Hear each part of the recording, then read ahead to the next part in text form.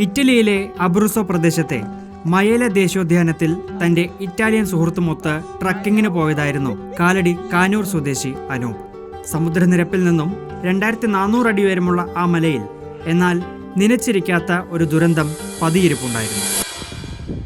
ട്രക്കിങ്ങിനിടെ അനൂപ് ഒരു മഞ്ഞുമലയുടെ ഇടുക്കിൽ കുടുങ്ങി. കാൽ തെറ്റിയാണ് അനൂപ് മലയിടുക്കിലേക്ക് വീണത്. വീണയുടനെ തന്നെ മഞ്ഞിൽ പൊതിഞ്ഞു പോകുകയും ചെയ്തു. തണുത്ത മഞ്ഞിനുള്ളിൽ പിന്നീട് ജീവൻ കയ്യിൽ പിടിച്ച് രക്ഷാപ്രവർത്തകർക്കായി കാത്തിരിപ്പ്. സംഭവം പുറത്തറിഞ്ഞ ഉടനെ തന്നെ രക്ഷാപ്രവർത്തകർ എത്തിയെങ്കിലും രാത്രിയായിരുന്നതിനാൽ ആദ്യം അനൂപിനെ രക്ഷപ്പെടുത്താൻ കഴിഞ്ഞില്ല. തുടർന്ന് അവർ ഇറ്റാലിയൻ വ്യോമസേനയുടെ സഹായം ആവശ്യപ്പെട്ടു. പിന്നീട് വ്യോമസേനയുടെ രാത്രി പറക്കാൻ കഴിയുന്ന ഹെലികോപ്റ്റർ എത്തി അനൂപിനെ പുറത്തെടുക്കുകയായിരുന്നു. വലിയൊരു അപകടത്തിൽ നിന്ന് തന്നെ രക്ഷിച്ച എല്ലാവർക്കും അനൂപ് നന്ദി അറിയിക്കുകയും ചെയ്തു.